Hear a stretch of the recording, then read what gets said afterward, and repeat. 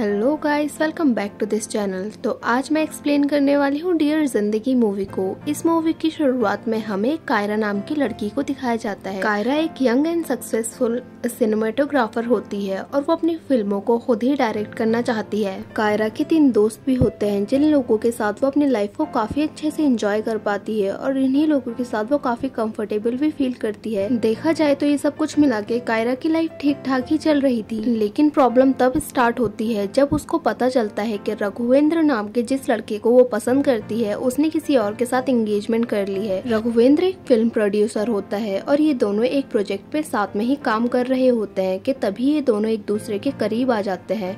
रघुवेंद्र से प्यार करने के लिए कायरा ने अपने बॉयफ्रेंड सेट से भी ब्रेकअप कर लिया था। रघुवेंद्र और कायरा एक साथ एक नए प्रोजेक्ट पर काम करने वाले थे, लेकिन उससे पहले रघुवेंद्र कायरा से मिलने के लिए आता है और वो उसको बताता है कि इस प्रोजेक्ट में उसकी एक एक्स गर्लफ्रेंड भी साथ में काम करने वाली है और वो चाहता है कि कायरा को ये सारी बातें पहले से ही पता हो। लेकिन कायरा ये बात सुनकर थोड़ा अजीब सा बिहेव करने लग जाती है और वो अनकंफर्टेबल फील करती है। इसके बाद रघुवेंद्र कायरा से कहता है कि वो इनके रिश्ते के बारे में सीरियसली सोचना चाहता है, लेकिन उस वक्त के लिए कायरा इसको इग्नोर करती है और कोई भी आंसर नहीं देती और कुछ काम के लिए रघुवेंद्र न्यूयॉर्क चले जाता है और उसके जाने के बाद कायरा उसको मिस करती है। इसी बीच कायरा को अपने एक फ्रेंड से पता चलता है कि रघुवेंद्र ने किसी लड़की से एंगेजमेंट कर ली है। ये बात सुनकर कायरा बिल्कुल टूट जाती है और इसी बीच कायरा का मकान मालिक भी उसको रूम खाली करने के लिए बोल देता है, क्योंकि उसकी सोसाइटी ने एक नया रूल बनाया था कि इस बिल्डिंग में सिर्फ शादीशुदा लोग और फैमिलीज ही रह सकते हैं।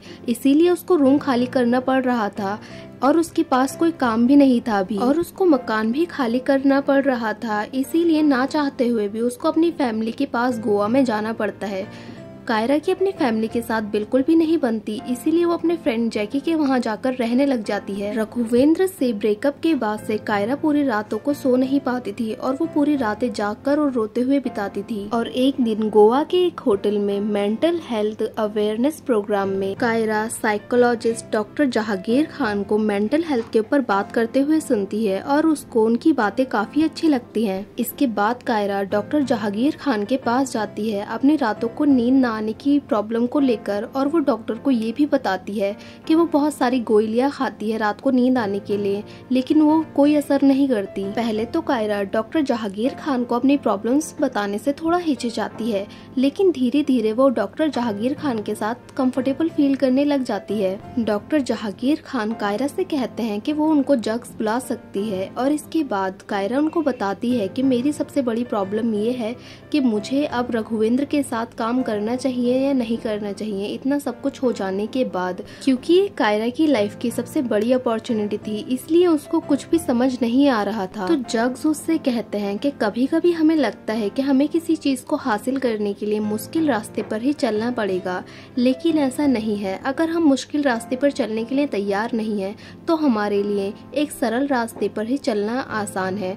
तो अगर हम मुश्किल रास्ते की चुनौतियों को फेस करने के लिए रेडी नहीं है तो हमें इजी रास्ते को ही चुनना चाहिए। और कायरा जग्स के कहे हुए मेथड के अनुसार अपनी लाइफ की प्रॉब्लम्स को सॉल्व करने लग जाती है। और इन सब के बीच कायरा एक रूमी नाम के म्यूजिशियन से मिलती है और ये दोनों एक दूसरे को डेट करने लग जाते हैं, लेकिन उसको रियलाइज होता है कि रूमी उसके लिए बिल्कुल भी ठीक नहीं है और वो उससे ब्रेकअप कर लेती है। और इसके बाद कायरा का छोटा भाई किडो भी लंदन से वापस आ जाता है। वो लंदन में रहकर पढ़ाई कर रहा था। अपने फ्रेंड्स के बाद कायरा किडो से ही सबसे ज्यादा क्लोज थी और वो उसके घर वापस आने से बहुत खुश होती है और उसकी फैमिली उसके वापस आने के बाद एक गेट टुगेदर रखते हैं। और इस गेट टुगेदर में जो रिलेटिव्स आए होते हैं वो कायरा और किडो को आपस में कंपेयर करने लग जाते हैं और कायरा को काफी ताने भी देते हैं, जिससे गुस्सा होकर वो सब पे काफी चिल्लाने लग जाती है।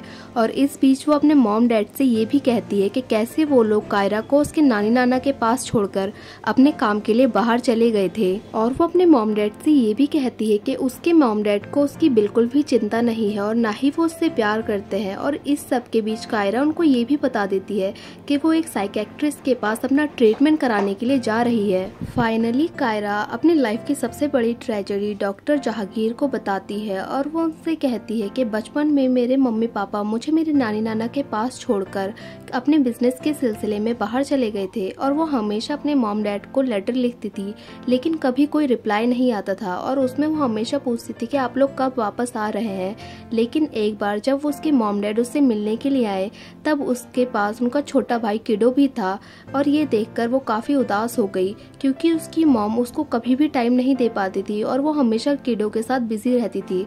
और कायरा ने एक दिन अपने मॉम डैड को ये कहते हुए सुना कि वो अभी कायरा को अपने पास नहीं रख सकते हैं, जिसके बाद कायरा ने डिसाइड कर लिया कि वो कभी भी अपनी मन की बातों को अपने मॉम डैड से शेयर नहीं करेगी। और फिर जब वो फाइनली अपने नानी नाना के पास खुश थी तो एक दिन उसके मॉम डैड अचानक से आते हैं और उसको अपने साथ ले जाते हैं, जिसकी वजह से उसका गुस्सा अपने मॉम डैड के लिए और भी बढ़ गया था। ये सब कुछ सुनने के बाद जग्स उससे कहता है कि बचपन से ही उसको अकेले रहने और छोड़े जाने का डर उसके मन में बैठ गया है और यही डर उसके रिलेशनशिप और लव लाइफ पर भी असर कर रहा है और इसीलिए जब भी वो किसी के साथ रिलेशन में होती है तो सीरियसली कमिटमेंट नहीं कर पाती है क्योंकि उसके मन में ये डर रहता है कि वो उसको छोड़ देगा और इसी डर की वजह से वो पहले ही खुद ही उसे छोड़ देती है। और जग्स उससे ये भी कहते हैं कि अगर उसको अपनी लाइफ को खुलकर जीना है तो उसको इस डर को अपने मन से निकालना होगा।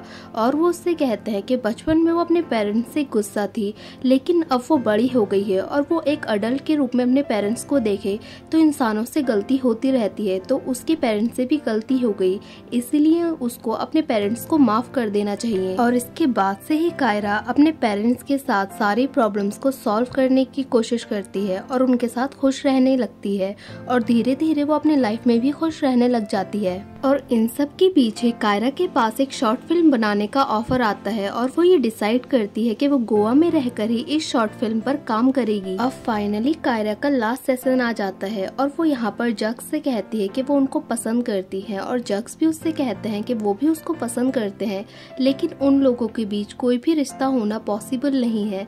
कायरा जग्स की फीलिंग्स की रिस्पेक्ट करती है और उनसे एक फाइनल हग करके लास्ट टाइम वहाँ से चले जाती है। और फाइनली कायरा अपनी शॉर्ट फिल्म कंप्लीट करती है और उसके प्रीमियर के दिन उसकी फैमिली, फ्रेंड्स और उसके एक्स बॉयफ्रेंड भी वहाँ पर उसका हौसला बढ़ाने के लिए आए थे। सब लोग उसके काम की बहुत तारीफ करते हैं और यहाँ पर कायरा एक लड़के से मिलती है जो कि फर्नीचर डिजाइन करता है और वो भी कायरा के काम की बहुत तारीफ करता है और ये दोनों एक दूसरे से कंफर्टेबली बात करते हैं। और अब कायरा फाइनली अपनी जिंदगी से खुश और सेटिस्फाई है और वो खुलकर अपनी जिंदगी को भी जीने लगी है। और ये मूवी यहीं पर एंड हो जाती है। सो गाइस, अगर आपको ये मूवी अच्छी लगी हो तो लाइक करें, शेयर करें और कमेंट करें और सब्सक्राइब करें इस चैनल को ऐसी ही मजेदार वीडियोस को देखने के लिए। और हाँ, बेल आइकन को दबाना ना भूलें। Thank you for watching.